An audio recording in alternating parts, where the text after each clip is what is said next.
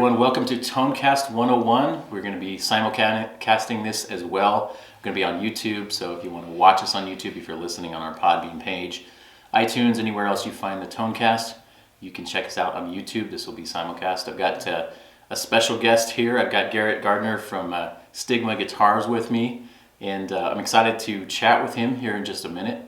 Garrett, you're going to have to hang out because we're simulcasting this, so typically like we interview a person and then you come into the show, but you're actually going to just sit here for the intro. Is that okay? Sounds good to me. Okay, right on. So Garrett's going to hang out for just a second as I talk about our pickup chooser. That is a form on our website.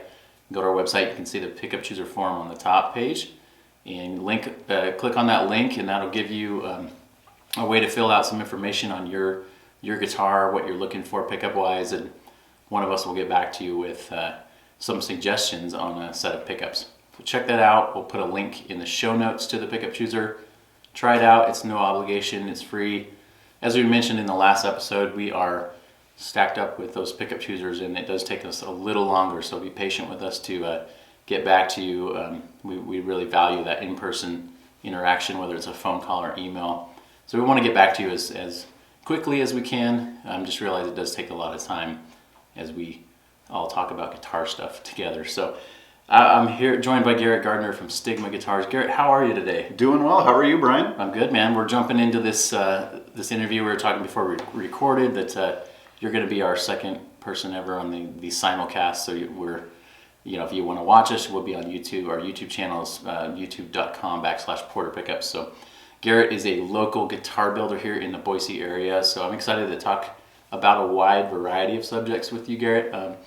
We're going to split this up kind of into guitar talk, and then we're going to transition into something that's kind of important to you and kind of your, really behind the name of your guitar company is the mental health side of things. And this is something I have not really thought about until more recently, within the last couple of years, being the COVID situation, being the things changing with friendships and social groups and all this stuff where everything just takes a toll on you. And even this year, personally, I've dealt with some asthma stuff that's been re-triggered, and it's honestly really affected my mental health. And so I wanted to have some conversations. I know this is a big part of your company. So we'll get to that first, but I guess let's start with an introduction.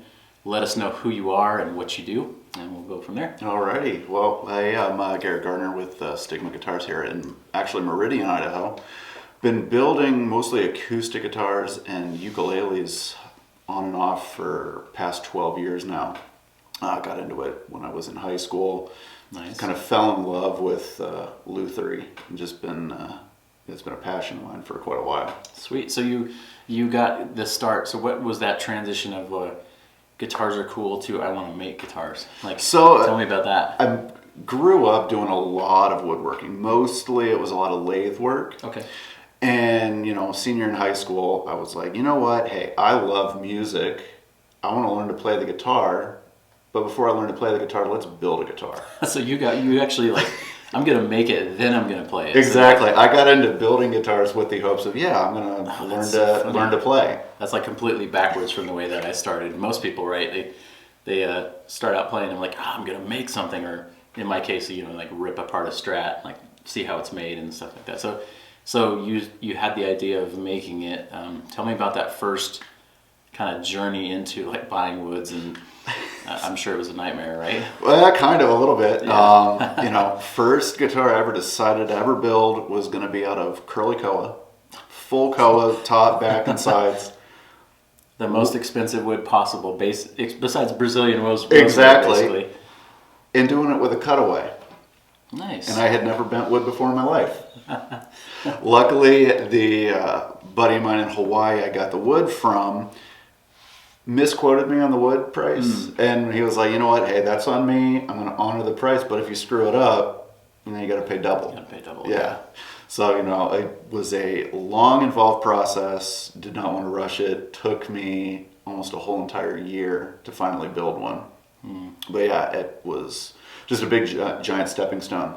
Caused me to really fall in love with it. And I think if I would have gone with something that would have been easier, it might not have attracted me as much, you know, because it kind of gave me that extra little incentive of, oh, hey, you know, gotta really pay attention to what you're doing here. Yeah, so some people I know that get started, they buy maybe the kits from like Stumac, or you know they've got the sides bent already, or they you know buy the neck already carved basically, and then put a fretboard on it. So you just kind of went from lumber from the get go. Exactly. Wow. Yeah. Wow.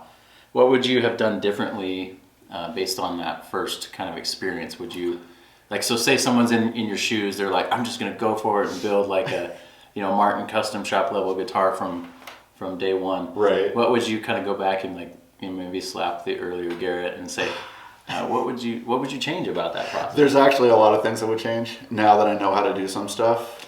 I probably would have been like, okay, hey, let's get this piece of Koa. Let's sit on it until maybe my second build. Let's build something a little bit easier, you know, like a mahogany, something that's, you know, less apt to crack or snap while you're trying to bend it. Yeah. You know, something a little bit more forgiving. Probably would have started a little bit differently, and then just some of the stuff I've learned along the way that, you know, I wish I would have known. It would have saved a whole lot of headache, a whole lot of time. I mean, like the first guitar that I built took me 4 guitar necks to finally get it right. Okay. Man, so you just kept kind of like, this takes me back seriously to the early days of trying to make electrics even too. I've got, even yesterday we're cleaning out our garage for the garage door guy to repair something, and I've got a pile of the old bodies in the garage, and it sounds weird saying I've got bodies in my garage, but the electric bodies of like all the trying and failing, and this is like a portion of the history of Porter, but thinking about the 4, how many times does it take me to make a neck? As many as it does, right? Mm-hmm. Yeah, man. So did you bend the sides on a pipe? Did you use like a bending machine? Kind of how did you start thinking about this? Like, how am I going to bend these woods? So the first guitar I ever built, I did multiple different ways. Okay. I tried originally doing a hot pipe, which for me, because I wasn't going to go out and buy an actual electric pipe for bending, I took a pipe and had a blowtorch blowing into it to heat the pipe. Yeah, right. So kind of an old school method of doing it. Yeah. Was not doing that really well by hand, and so I wound up building a mold similar to a lot of the bending machines you actually see on the market today. Okay. You know, and would use a silicone heating blanket. Nice. That is used a lot of times with that method, that I felt was a lot more forgiving, a lot easier to use. Yeah. And so I wound up doing that for the majority of it, and that's what I've stuck with ever since. Okay, cool. Yeah, and that's definitely the part of the acoustic building process that I seem like is the scariest part, or the hardest to kind of get over that. Start applying pressure to the wood and hope you don't hear any scary sounds of cracking and popping and exploding. I think I tried once or twice to make an acoustic, and I didn't get very far. Yeah, and I mean, bending the wood, I mean, it's one of those things that's going along perfectly well, and the next thing you know, just decides to snap. You gave it a little too much, just the tiniest bit too much pressure, and you're in the same spot, and some woods bend better when they're wet, and some also when they're dry, too. Oh, so, I mean, that's a whole other learning curve that you're learning as you're trying all these different woods out. Man, and as far as like you watch like Taylor's, robot bending machines, you're like, oh, that's so cool. And it like forms the sides, and you're like, oh, that sounds so awesome right now. Yeah. Is there any woods that you love to bend? Is there any woods that you hate to bend? As much as I actually work with curly maple, I hate bending it. Mm-hmm. It is so unpredictable. It's a little bit more forgiving than curly Koa is, but it's still just the grain pattern very much can be so unpredictable. It likes to snap along the curl marks. Oh, okay. That could be determined by how tight the curls are, right? Exactly. So you could have tight curls, and then you could have wide curls, and it could snap in between two of them. That's really interesting. And then like some of the, there's a difference between like the real soft maples and the real hard maples as well. Gotcha. Those wind up acting differently. Okay. Mahogany is one that actually is very easy to work with. Okay. Any specific type of mahogany, or just in general? I usually go with genuine mahogany, and so the mahogany is from Central and South America. Okay, nice. That's very cool. So as far as like some of your favorite wood combinations in an acoustic guitar, Do you have like a favorite back and side combo? Maybe like 2 or 3. Everyone's like, well, rosewood and spruce, but maybe some non-traditional ones that you've kind of. I know you showed me a guitar recently, but a couple that maybe you feel like are sleepers or you've just really enjoyed and fallen in love with.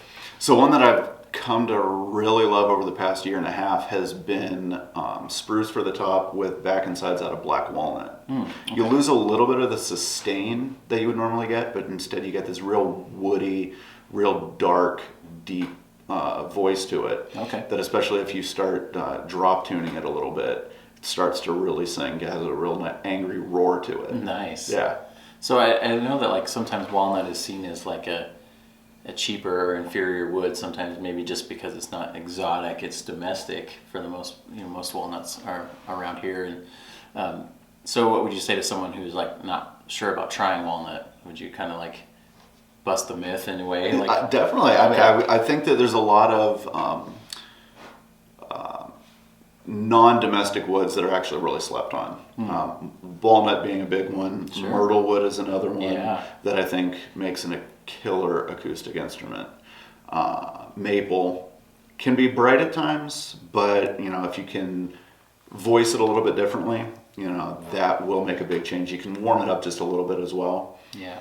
Very traditional wood, but I think it's kind of slept on a little bit. Nice. Yeah. So then as far as like what makes a good guitar, I mean, this is a very broad statement, but what are the factors to you that make or break an acoustic guitar in terms of construction and just what it is as an instrument? So something for me that has become something that I will swear by is the glue. Hide glue to me makes a huge, huge difference in the overall tone of the guitar. You get a better adhesion.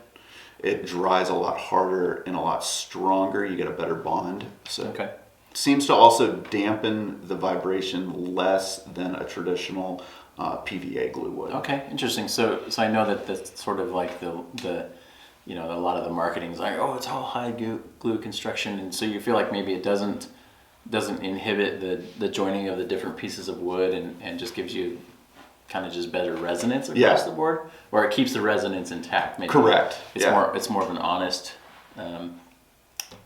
vibration, I guess, throughout the guitar. Is that a fair way to say it? Yeah, I would definitely say that's a fair way of putting it. Because I know like a lot in the electric world, a lot of people are like, well, set neck versus bolt-on versus, on our own guitars we did big steel neck plate and inserts in there and big threaded bolts, and I felt like that was better than just screwing in a couple bolts to the wood. That was just my thing on electric guitar resonance.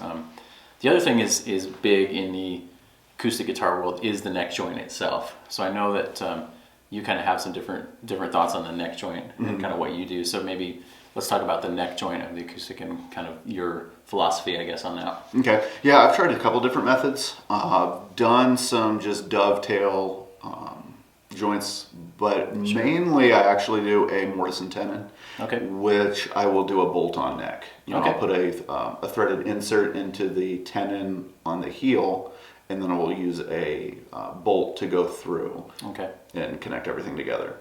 So, which has been something that I think you get I wouldn't necessarily say better when it comes to acoustic, but I like the ability that you have with going with that type of method as opposed to simply just gluing a dovetail joint. So a lot of people say that, well, that's easier for repairs and resets of the neck should that need to be the case, and that makes a lot of sense to me, because I mean I've seen some that I can't remember, it was like a zero glue neck joint, or there's like not much glue at all kind of thing, and it was the big marketing thing as well as natural like connection of the woods and stuff like that. So it's funny to see different people's kind of philosophies, I guess, on that. So I was curious about yours, and I'm gonna just actually break the format just a little bit. We'll actually start now with I want people to know where to find you. I was gonna do this at the end, but I think it makes sense now to just say, hey, let people know about your website and all that, and then we'll jump into kind of the second half of our conversation. Okay. Yeah, so you can find me online at stigmaguitars.com, also on social media. Instagram is also at Stigma Guitars, Facebook as well. Cool. Okay. Yeah, so we'll put links to some of his Garrett's social media in the show notes, and then the YouTube page notes as well for those watching this video. That gives just a chance for you guys to go see what he's building, and then for those on video, we're going to be putting some pictures of his guitars throughout the interview so people can see what's going on. And I want to transition into kind of the second half of our interview.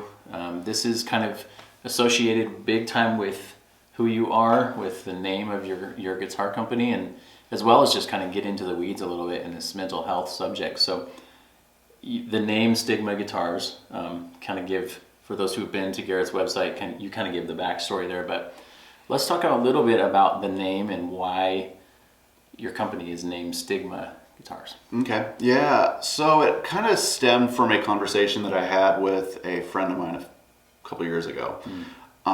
We were talking about just depression, anxiety, stuff like that, and we both shared with each other that we wish that we would have sought help sooner than we did. And thinking of that made me think, all right, hey, this guitar business that I want to start back up again, let's go ahead and call it Stigma. That way, hey, what does that mean? Well, there's a stigma involved about mental health and talking about mental health. Sure.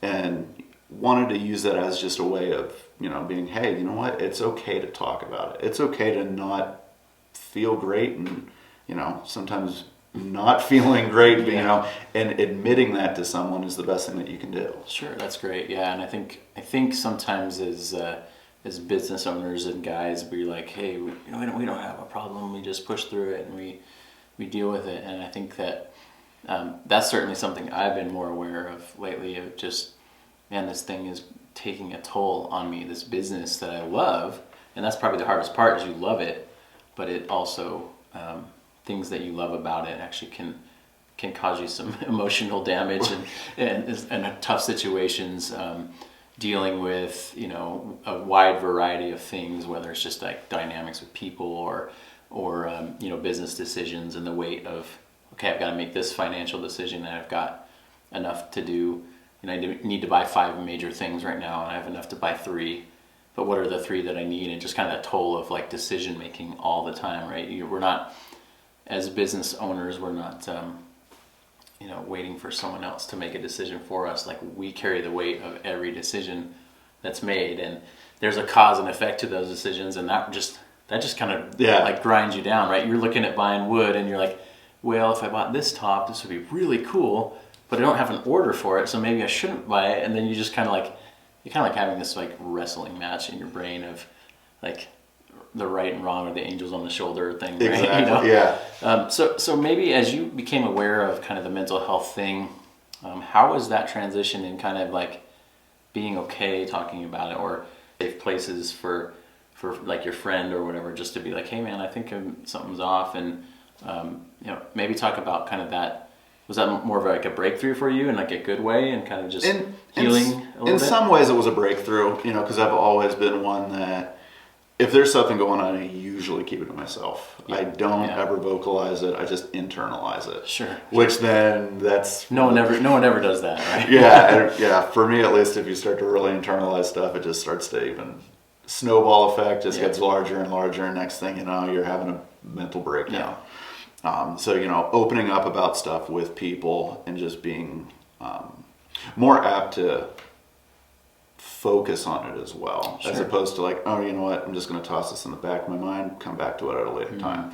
Tackling your obstacles head on when they're happening is something that I think was really big for me with that. Okay, so like in the past, you would probably just, like you said, internalize them or run away from them. But I guess I don't want to push back too much, but I want to say, like, how do you find that balance maybe where you feel like identifying the ways that it does, taking it head on might actually mean taking a break from something for a while, or shutting it down, or going on a hike or whatever. So like, are those kind of things that kind of maybe recharge or kind of restart your system a little bit? Yeah. Is that maybe some ways that you share some ways that you kind of combat that, I guess? So some ways that I actually do that is if I find myself going nonstop, I struggle with burnout really bad. And so I will have to take a day or two, just go with my dog, go for a hike up in the mountains, go for a walk down by the river, right. you know, work in the garden or something. You know, as weird as it sounds, it's just, you know, getting away from what I love doing most to just being in a setting that I love. You know, going and sitting up in the mountains, doing absolutely nothing, just thinking has been something that helps drastically. Another thing I also have found that helps me a lot is doing, I guess you could call it charity work in a way. You know, I'll actually take a break away from building something for a business purpose and just build a guitar for a friend, build a ukulele for a friend, just build something that it's like, you know what, I'm not making a dime off of this. Sure. It's just enabling me to just kind of like just recharge and kind of give back in a way. Yeah, but if you're watching this and listening to this, don't hit up Garrett thinking he's going to give you free instruments all day. Right. Because he's got to make a few bucks, right? Yeah, exactly. Yeah, I think for me too, it is like it's funny that you mentioned like just doing something that's different. That really has helped, and I think that's important to be aware of that, right? And a lot of times the business world is just like get more, work harder, work. You know, the last like 3 weeks, part of why I wanted to have you on, honestly, is the last 3 weeks or so we've been absolutely slammed. I've got my kids helping, and I've got you know, working super late nights, long days, working on the weekends, trying to get some new business taken care of and kind of set us up for the next phase. But I'm really feeling that burden of just not being able to get outside, and part of it is had an asthma episode this year several times, and so I'm not able to physically do things like riding my bike, and that was kind of my outlet, my recharge, and so now I'm not able to do that, which is also compounding the stress because I have an outlet that I really want to do, but I can't do it yet, and so it's just taking a toll definitely on me. And I think that, you know, you mentioned having people in your life that you trust, that you can talk to and say, hey man, I'm a little off, I'm not doing great, and even if it's just like, let's go have coffee, and that's honestly like beneficial, you know, to have something that is not the business, because I do struggle with this like I feel like it's too, you know, when you see the sheep that are just like hitting heads, right, and they're fighting, I feel like it's like your passion and your you know, your passion and your need to kind of provide and all these things, they're always fighting each other. So I'm like, oh, I got to get this done, because then I can, you know, then we can move to the next step. And like, but I got to make sure I'm alive for the next step, right? Got to make sure I have the capacity to handle what's coming. So now that I guess you're more aware of that, what advice would you give others who maybe have felt? I mean, I think that, like we talked about earlier, but this last couple of years, I don't know anyone that hasn't been mentally impacted in some way with shutdowns, with limitations, I mean, we're dealing with the music industry who, you know, people need to play shows, and basically the world was like, you can't play shows for 18 months. Yeah. And that how much of a toll that took on people.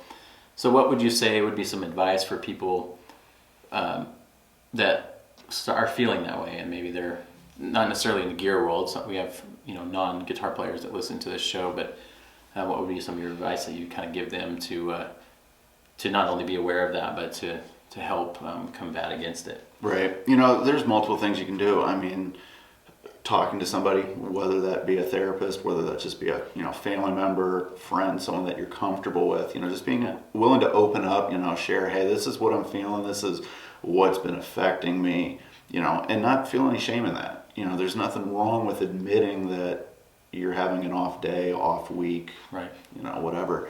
I mean, the past 2 years have definitely off like 2020s. Exactly right. I mean, it's been unprecedented times. Yeah. I mean, to me, I can look at the past couple of years and be like, you know, it's had its good, it's had its bad. Right. You know, because it's for me, everything locked down. I'm like, well, what am I going to do?